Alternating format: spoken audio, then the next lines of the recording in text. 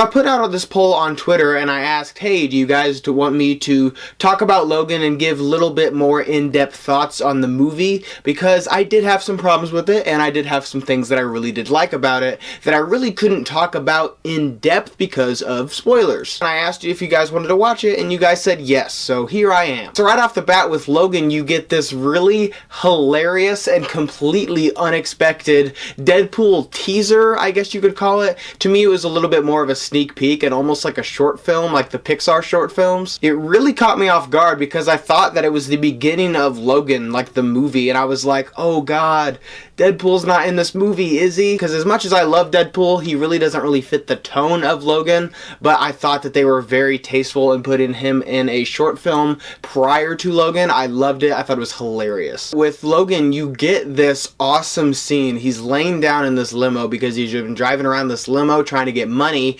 and people are trying to steal his hubcaps, and he gets out. He's stabbing through arms. He's cutting off legs. He is just tearing these people apart, and it's been something that I've been wanting to see since I was a little kid. I want to see those metal adamantium claws just tearing fools up. I was also really surprised to see Caliban in this movie. I actually forgot that Stephen Merchant was playing Caliban, and I was like, I just saw Table 19. That's freaking Stephen Merchant. Holy crap, good for you, buddy. But he's been helping Logan take care of Professor X, and I said in my spoiler-free review that I think that this is the best performance that Patrick Stewart has given as Professor X, and I fully stand by that. When you're first introduced to this version of Professor X, he's like driving around in his wheelchair talking about Taco Bell, and Logan has to like sit him down to take his medicine. It was weird because Professor X is usually this very educated, very composed man, but in this movie he has just not only gone completely insane, but he doesn't give a crap. I also thought that the makeup for Professor X was really good. I actually think that Logan has a very strong chance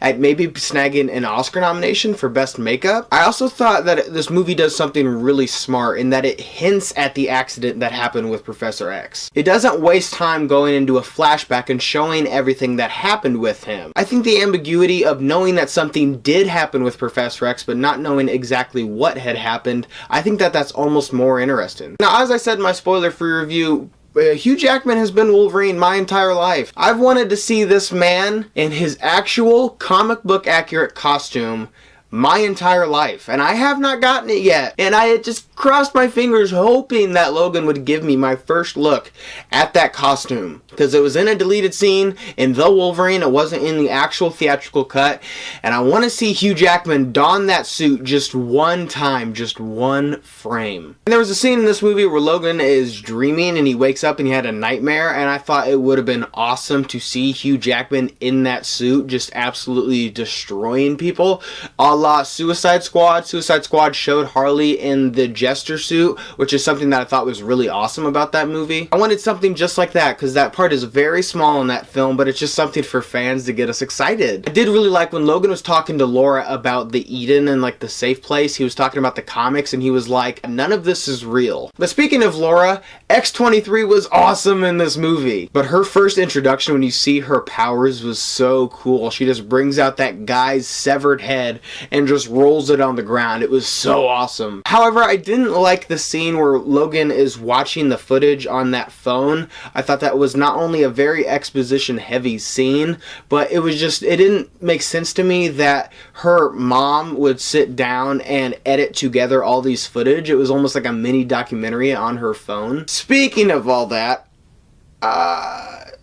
X-24. Yeah, X-24 was by far my least favorite part of this movie. I thought he was really, really, really dumb. I read an interview with James Mangold, who directed this film, and he was talking about X-24, and he was saying it's an analogy for Wolverine battling with himself, not only literally, but figuratively. And yeah, he didn't really have to explain that to me, because I thought that Logan treated X-24, it was a little on the nose, and it was a little elementary. Like, I understand that Logan is his own worst enemy and that he's battling with his past, but you don't need to literally have him to fight himself in the movie for me to grasp that. And it reminded me of Nuclear Man in Superman 4, not nearly that bad. Heck, it's reminded me of the evil Superman in Superman 3. It's something I've seen before in far goofier movies than this, and I just didn't think it fit the super gritty, realistic take on Wolverine. In a movie that was a little lighter maybe, and a little bit more comic book-esque, maybe, sure, but definitely not in this hard R realistic take on Wolverine. Absolutely not. And because of that, I felt like Professor X's death wasn't as powerful. When X-24 stabs him in the chest, I was more confused than anything because they don't really set up X-24 that well before that,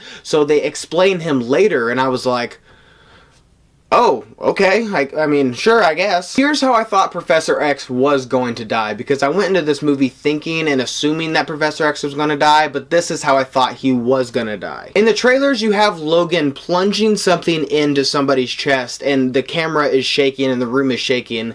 I assumed that Professor X was going to have some type of freak out, and in the movie, he was going to have one of these seizures, and he was going to be killing everybody, and I thought, watching Logan, that he was going to run out of that antidote or whatever he had in that syringe. He was going to run out of it, and he essentially has to put down Professor X because he's having this seizure and he's killing everybody, including Laura. Because maybe she's too young to heal as fast as Logan does, and because he's older and more experienced and he has developed more as a person, he was able to withstand that more. And I thought he was going to have to kill Professor X to save everybody else, but it didn't work out that way. I did, however, think the scene following Professor X's death where Logan is burying him, I thought that scene was extremely powerful and it wallowed up in the eyes. I got very heartbroken. Where Wolverine was like, he has water and he was breaking down. Oh my god, absolutely crushed me. And then some more stuff goes on and you get to the climax of this movie where you're at this Eden in this safe haven and you have that awesome kick-ass fight in the woods. Again, barring X-24. But you finally get to see Wolverine do this full berserker mode and just go absolutely ham on everybody. Because he takes that syringe and puts the entire thing into his neck and just goes absolutely insane. And of course, X-24 eventually kills him, which killed me inside because this is something that I've grown up with. This is something that has been integral to me as a superhero fan, is seeing Hugh Jackman portray Wolverine. And then you get that incredible shot with the X tilted sideways over his grave. Oh my god. Absolutely broke my heart. So again, I really did love Logan. I think this is an excellent film. It's not a perfect film. Rarely superhero movies are 100% perfect. Even my favorite films like The Dark Knight or Captain America Civil War or Captain America the Winter Soldier, they do have problems, and that's fine. A movie doesn't have to be life-changing and solve all of your problems. It can have a few issues with it. As far as the future of X-Men films go, I hope that studios take notice of this movie and take the right notes from this movie. And I say that because with Deadpool and now Logan, studios can see that a rated R superhero film, if done correctly, can make a lot of money. And I hope studios don't go, oh, superhero movies that are rated R make money, because that's not exactly what happened. I don't need to see a rated R Batman movie. I don't need to see a rated R Aquaman movie. If the character warrants a rated R, then sure, give it to them. But Batman, does he really? Sure, there are definitely certain characters, like maybe if we got a rated R Lobo movie, that would be awesome. But I do hope that studios notice, mainly Warner Brothers, that if you let a director direct the movie that they want to make and stay hands off, you're gonna get a good product. Because Fox was not very excited to push this movie. They didn't think it was gonna make any money. They thought it was too focused. It was too niche of a movie. But guess what? It made like $80 million opening weekend. So yeah, if you have a movie that is made well and has heart and has a lot of love put into it, people are going to respond to that regardless what the rating is. So did you guys see Logan? What did you think about it? What's something that you guys want to see for the future of X-Men movies? Leave your thoughts and opinions down below. And as always, guys, thank you so much for watching today. I hope you liked today's video. And if you did, click on the link down below and subscribe to my channel to see more movie reviews and movie related things. I guess thank you so much for watching and see you next time.